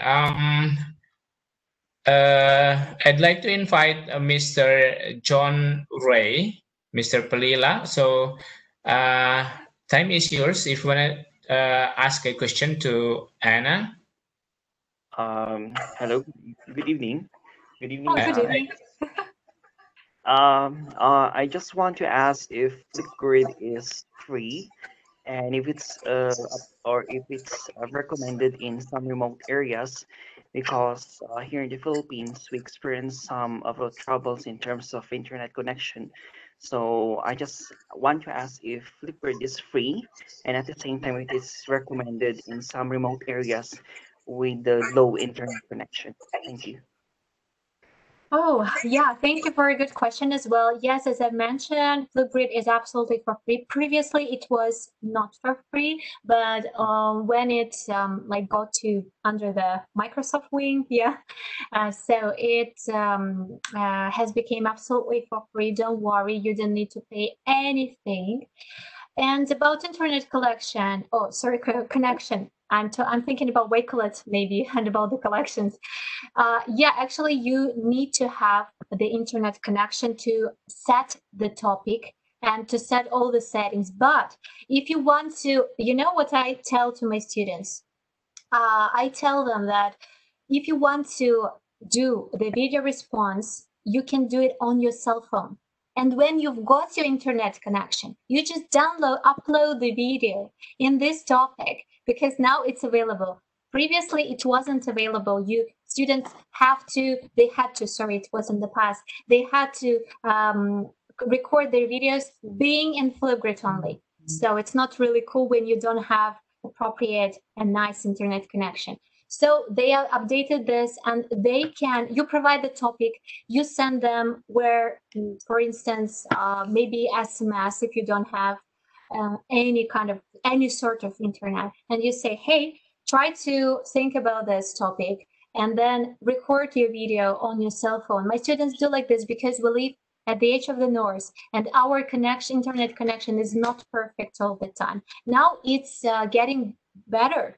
but it wasn't perfect at first.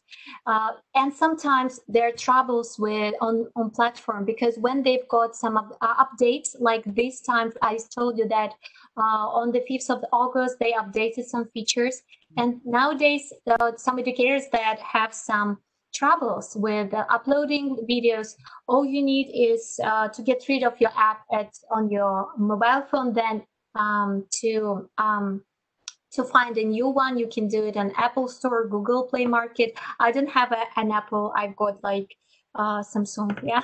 So I use Google Play Market, and then everything should work. If you have any troubles, just let me know. I will help you to get the idea or anything like this. We can have another session. Yeah.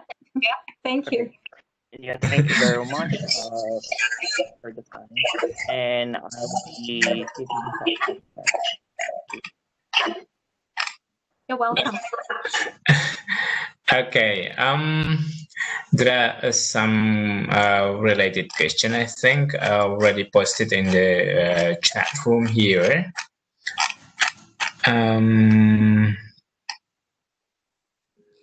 It's about pandemic, about connection. So I think I've answered about the internet. You can't like upload Flipgrid on your computer, but whenever you have internet, you can create new topics, new group.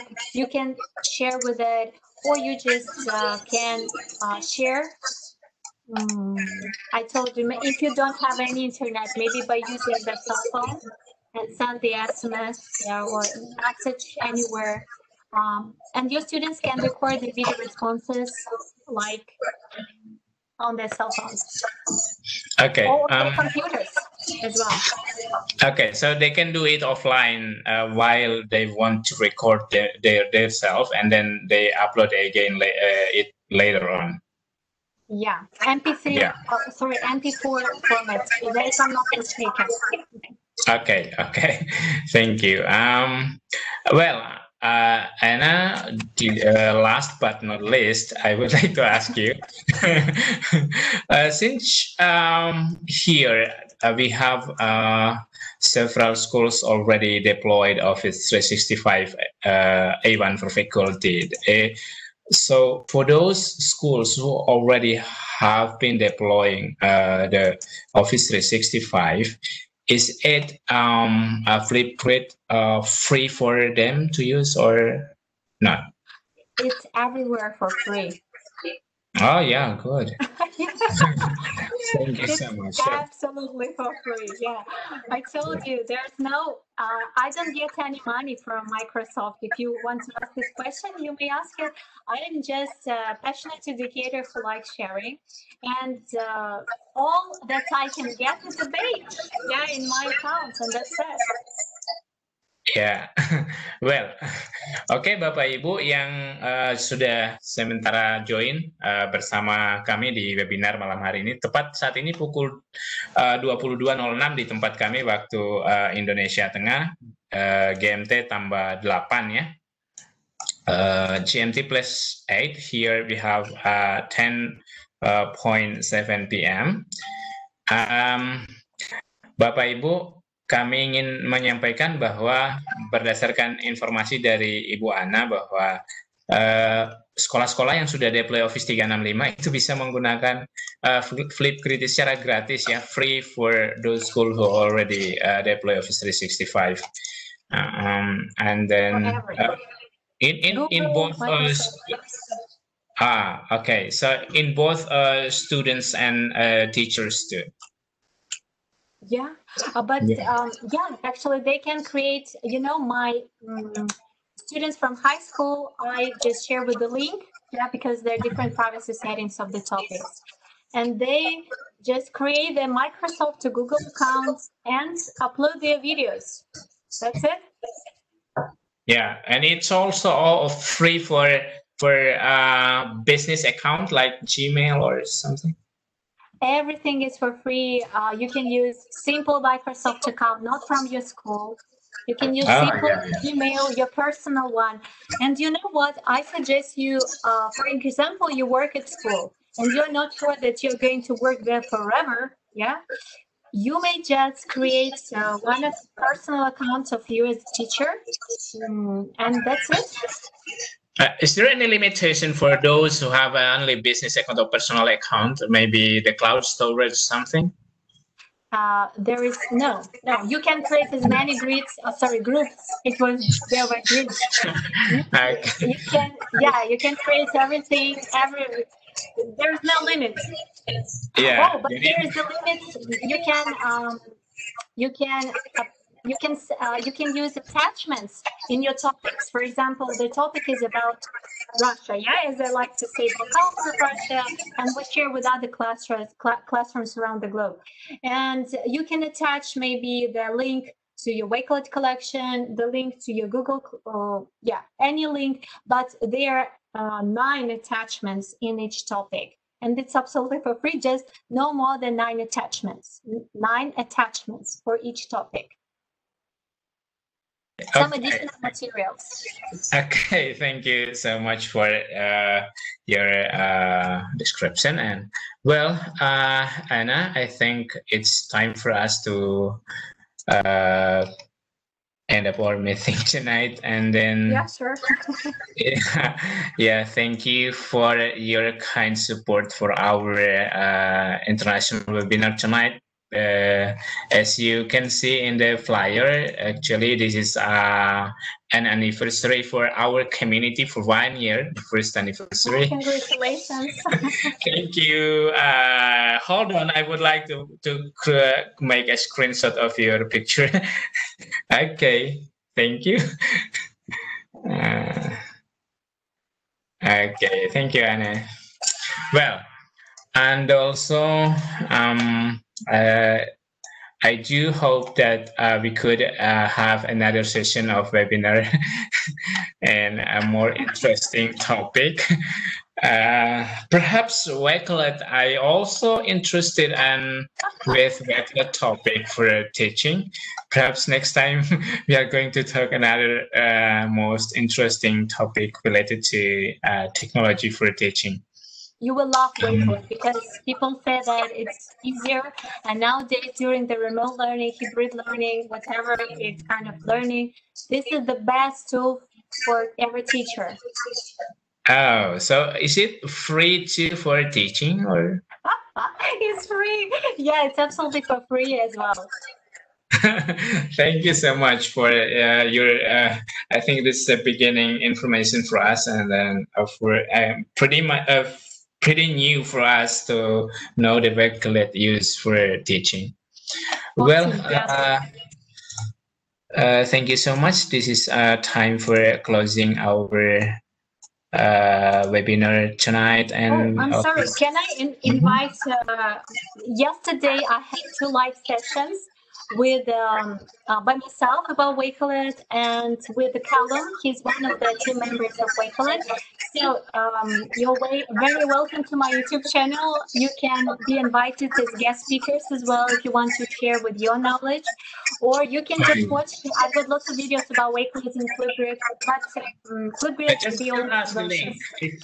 If you have a YouTube channel for sharing, and I think you can send us the link in the chat room tonight.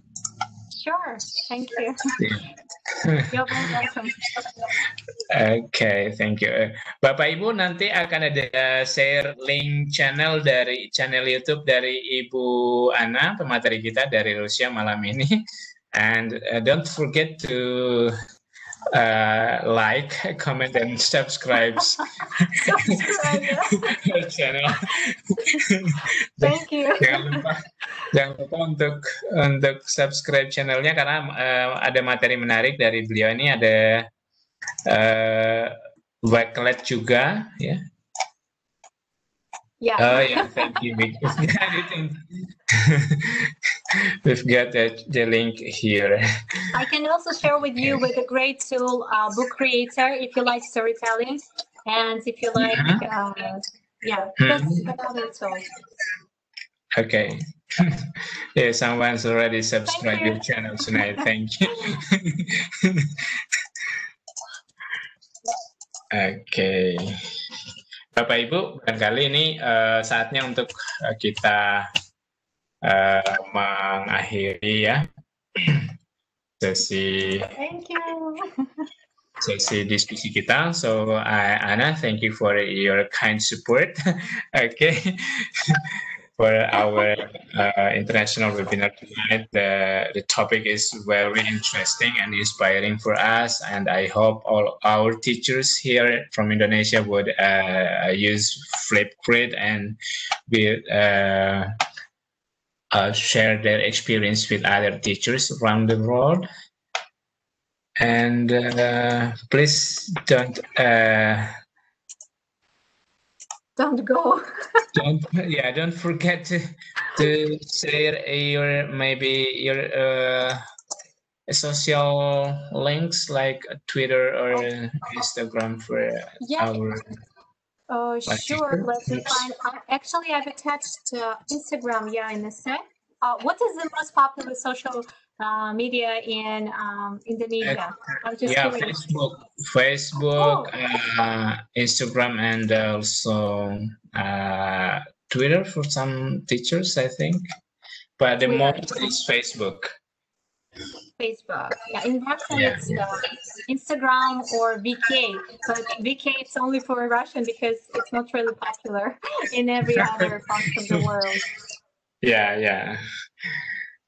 So here's my Facebook account. You're very welcome there, and let me check the Instagram as well. Yeah. Okay, thank you. And also, Anna would like. I think I would send you a certificate for this because thank you. Speaker, yeah. In 1 or 2 days later on, I would send you through messenger. Sure. Okay. And Mr. Tan, are you still with me? Hello. Hey, hello. Yes, I'm here. Okay. Thank you for all your kind support from Singapore, and we learned a lot from you, both of you tonight. Thanks for inviting me. Thank you so much. Well, it's time to close our webinar tonight, and then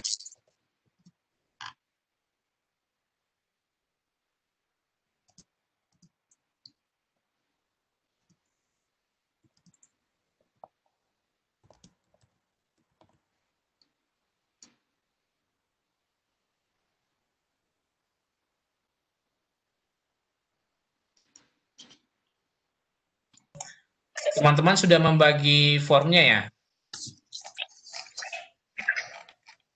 Oh ya, sudah ada. Oke. Terima kasih Bapak Ibu sudah bergabung di Sultra Cerdas. Barangkali ini waktu untuk bisa kita berpisah. So thank you Anna, thank you Mr. Tan, and bye-bye for now. We are going to close the meeting for tonight. And I would like to send also a certificate for you, Mr. Tan, in 1 or 2 days later. All right.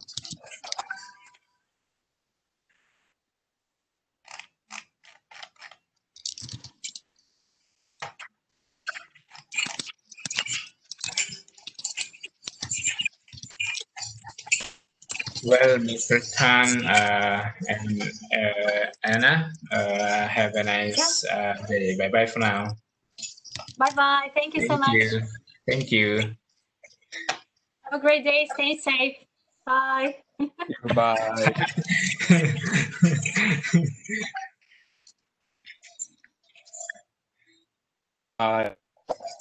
Yeah. Bye-bye. Thank you. Ya, itu rekamannya udah dimatiin kan Pak Bernard? Oke. Dulu ya, aku pamit duluan ya. Oke. Assalamualaikum.